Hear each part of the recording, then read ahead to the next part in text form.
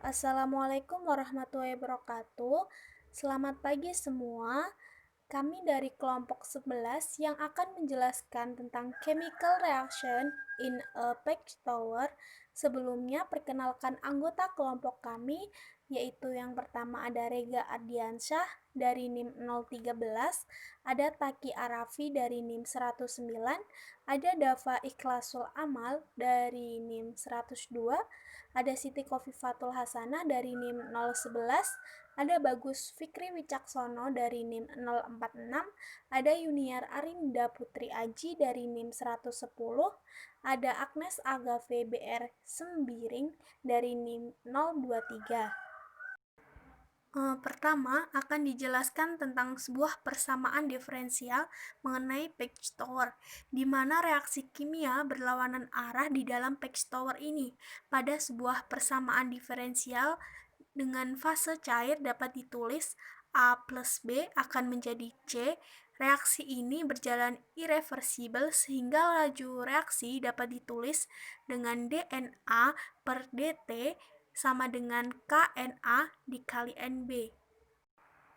Besaran yang dipakai pada patch tower ini dengan asumsi kondisi isotermal, persamaan diferensial dapat dikembangkan untuk menurunkan konsentrasi A dalam fase gas sebagai fungsi dari ketinggian menara Z, dan besaran yang diketahui sebagai berikut. A itu sebagai luas perpindahan massa per unit volume dengan satuan feet kuadrat per feet cubic, dengan G laju gas inert dengan satuan lb mol per jam, H itu mol pelarut inert yang ditahan oleh pengepakan per unit volume menara, K itu konstanta di mana dengan satuan lb mol per mol atau lb mol per jam, Kg koefisien perpindahan massa dengan satuan lb mol per jam, dan M itu sebagai konstanta proporsionalitas, dan S itu sebagai penampang menara dengan satuan feet kuadrat. Variabel yang dipakai: T sama dengan waktu atau jam, Z sama dengan jarak dari dasar menara atau Ft, N sama dengan mol komponen, Na mengacu pada mol Za, Y sama dengan fase gas mol per gas inert, Ya sama dengan mengacu pada Za dan lain-lain, X sama dengan koefisien fase cair, mol per mol pelarut inert, Xa sama dengan mengacu pada Za dan lain-lain. Dan yang di samping ini merupakan reaksi kimia dari packet tower, yang dimana pada sebuah sistem persamaan diferensial serentak, menara absorpsi dikemas berlawanan arah arus digunakan untuk melakukan reaksi fase cair, yang sebagaimana A plus B sama dengan C, reaksi irreversibel dan laju reaksinya DNA per dt sama dengan KNA XB. Komponen B dan C tidak mudah menguap dan tidak pernah berubah menjadi fase gas, sehingga Zb dimasukkan ke menara dan dilarutkan dengan pelarut non-nualesi. Sedangkan senyawa A mudah menguap dan dimasukkan ke menara sebagai uap yang dibawa oleh gas inert yang tidak larut. Laju transfer A dan fase gas ke fase cair dikontrol dengan tekanan fase gas dan sebanding dengan KGA, yaitu YA sama dengan YXA. YXA adalah konsentrasi fase gas kesetimbangan yang sesuai dengan konsentrasi fase cair.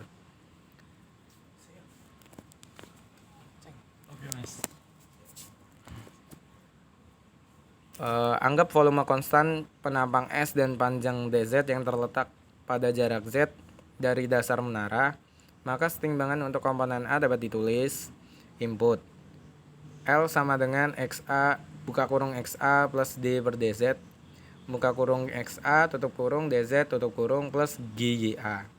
Output LXA plus G buka kurung YA plus D per DZ buka kurung YA tutup kurung DZ tutup kurung plus KXA S DZ HXB. Dan yang terakhir akumulasi sama dengan 0. Lalu berikutnya secara keseluruhan Keseimbangan material pada komponen A dirumuskan dengan rumus L dxa per dz dikurang G dya per dz dikurang KSH xa xb sama dengan 0. Neraca material serupa yang ditulis untuk komponen B adalah L dxb per dz KSH xa xb sama dengan 0. Sekarang perhatikan fase gas saja.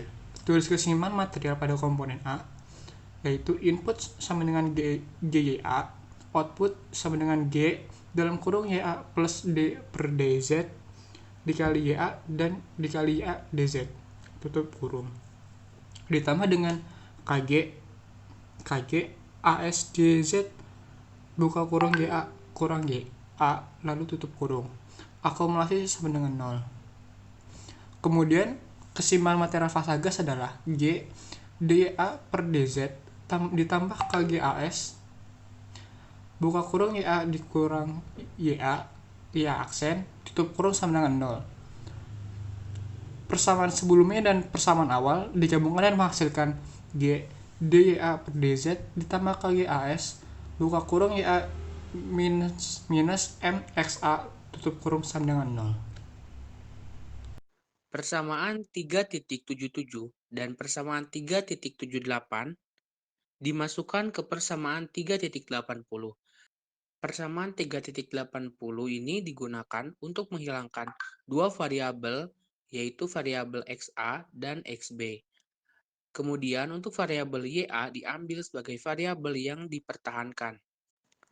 Sehingga persamaan 3.80 ialah XA sama dengan 1 per konstanta proporsionalitas dikalikan dengan DYA per DZ ditambah dengan laju gas inert dibagi dengan koefisien perpindahan massa dikalikan dengan luas perpindahan massa per unit volume dikalikan dengan penampang menara. Kemudian dikalikan dengan DYA per DZ. Kemudian, dari persamaan 3.80 diturunkan menjadi dxa per dz sama dengan 1 per konstanta proporsionalitas dikalikan dengan dya per dz ditambah laju gas inert dibagi dengan koefisien perpindahan massa dikalikan dengan luas perpindahan massa per unit volumenya dan dikalikan penampang menara. Kemudian dikalikan dengan D kuadrat YA per DZ kuadrat.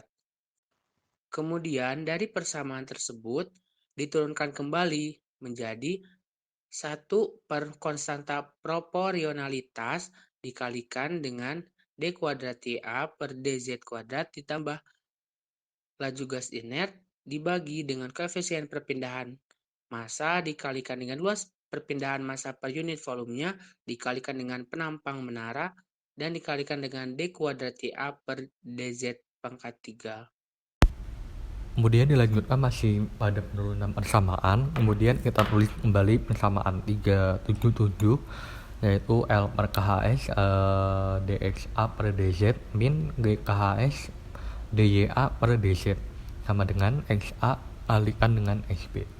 Kemudian persamaan tersebut diturunkan menjadi L per KHS D kuadrat XA per DZ kuadrat dikurangin G per KHS D kuadrat YA per DZ kuadrat lalu sama dengan XB dikalikan dengan DXA per DZ ditambah XA dikalikan dengan DXB per DZ. Kemudian persamaan ini disebut dengan persamaan 383.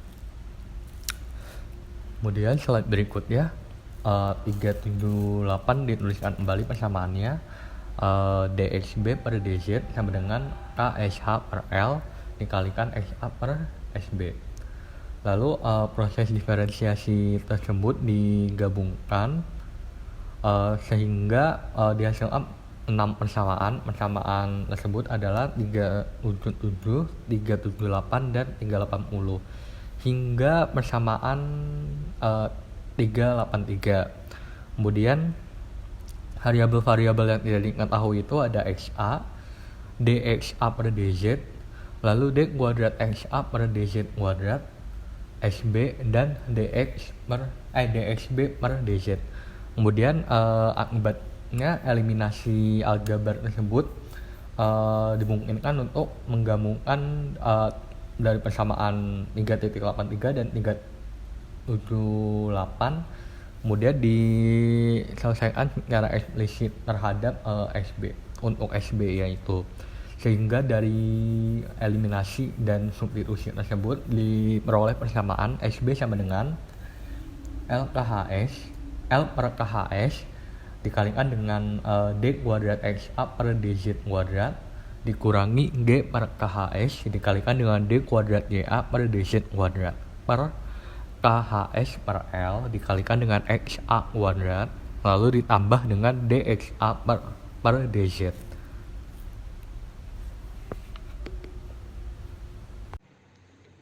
Dan dari persamaan 377, XB dihilangkan dengan menggunakan persamaan 3.84. Lalu hilangkan XA, DXA per DZ, dan D kuadrat XA per DZ kuadrat dari hasil dengan menggunakan 3.80 hingga persamaan 3.82 dengan notasi P sama dengan K dikali HS, R sama dengan KG dikali AS. Hasil akhirnya adalah persamaan 3.87 seperti yang ada di slide. Kemudian persamaan ini adalah relasi yang diinginkan karena hanya melibatkan YA, Z, dan turunannya dan konstanta yang diketahui. Selanjutnya itu ada jenis hubungan diferensial. Nah, untuk mendeskripsikan sistem, pada bagian diferensial dari peralatan di mana kontak terjadi dipertimbangkan, dan satu atau lebih dari 4 jenis hubungan berikut diterapkan diantaranya yaitu yang pertama itu ada timbangan material. Akan ada keseimbangan material diferensial yang diterapkan pada setiap komponennya. Nah, jika terjadi reaksi kimia, hubungan stoikiometri yang sesuai akan tersedia untuk digunakan. Lalu yang kedua, itu ada hukum pertama termodinamika. Bentuk diferensial dari hukum pertama dapat diterapkan pada bagian secara keseluruhan. Nah, jika tidak ada panas yang mengalir ke lingkungan atau dari lingkungan dan tidak ada pekerjaan yang dilakukan oleh sistem, hukum pertama dapat direduksi menjadi keseimbangan entalpi yang mungkin dipersulit oleh efek panas yang terkait dengan berbagai perubahan keadaan yang terjadi di bagian tersebut. Lalu yang ketiga ada nilai persamaan. Persamaan laju berlaku untuk transfer panas di semua antarmuka fase untuk fase massa setiap reaksi kimia yang terjadi di berbagai fase.